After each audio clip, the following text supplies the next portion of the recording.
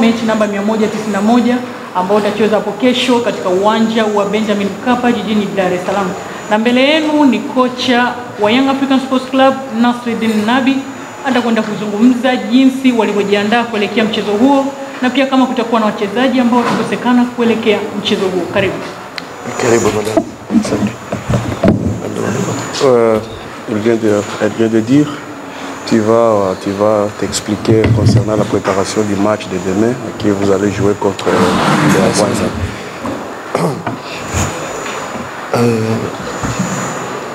notre préparation dans le match de demain, elle sera comme d'habitude, comme avant, mais peut-être avec un peu plus d'importance parce que nous savons, même si notre adversaire Béa Kwanza, et il est vraiment dans le classement, il est mal placé. Ça va être aussi compliqué pour nous, c'est la réalité. Je n'essaie pas de faire la diplomatie. C'est souvent les matchs contre des équipes qui jouent pour le maintien sont des matchs très très compliqués.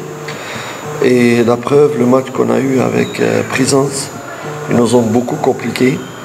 Et je m'attends que le match soit dans la même disposition, dans la même nature que le match contre Prisons. C'est pour cela qu'on le prépare avec la plus grande modestie et avec les plus grands sérieux. Maandalizi ya mechi ya Yanga na Mbeya Kwanza itakuwa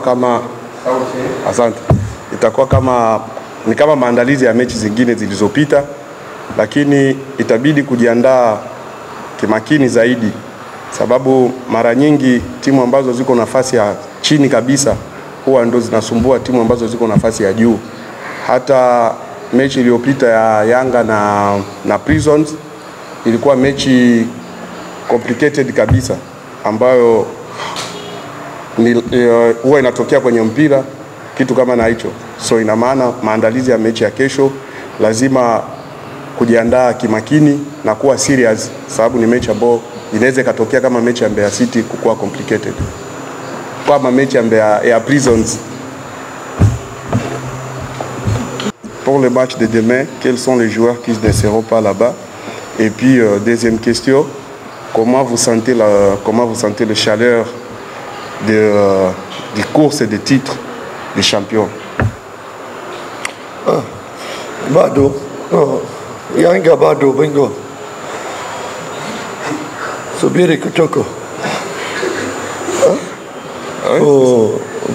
Justement, il ne faut pas qu'on tombe dans l'euphorie on est champion. Il faut être sérieux, humble. Quand c'est mathématiquement, avec les calculs, nous serons champions. Là, on peut fêter vraiment, et c'est le droit des gens de fêter. Mais pour le moment, nous sommes concentrés match par match, vraiment. Et après, on verra. Par rapport aux joueurs, c'est vrai nous avons 3 matchs extrêmement importants en 10 jours. On va jouer demain, ça va être le 21, demi-finale. Demain, c'est le 20. Le 20, demi-finale, le 28. Entre le demi-finale, le match de demain, il y a encore un match à Mwanza contre Bichara. Donc il faudrait vraiment être intelligent, savoir faire un genre de intelligent turnover pour pouvoir garder les chances de remporter des victoires tout en reposant de joueurs, faire jouer d'autres et ainsi de suite. C'est vraiment un casse-tête. C'est pas facile, mais on va essayer de bien gérer cette situation.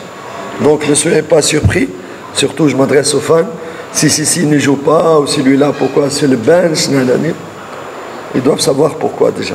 Ok. Bado ubingwa, bado Yanga hajawa bingwa, sababu tutakapofika muda wa kusema tayari hapa tunaona kabisa hesabu ya ubingwa, tutasherekea, lakini kwa muda huu bado. Kwanza tuna concentrate kwa kila mechi, sababu ndani ya siku 9 tutakuwa na mechi 3 ambapo kuanzia tarehe 20, tarehe 24, tarehe 28. So inaumiza kichwa kwa kupanga kikosi. So lazima kuwe na mabadiliko ya wachezaji, sababu ni mechi nyingi ndani ya muda mfupi. So mashabiki wasishangae kuona kuna wengine watakuwepo, wengine watakuwepo benchi.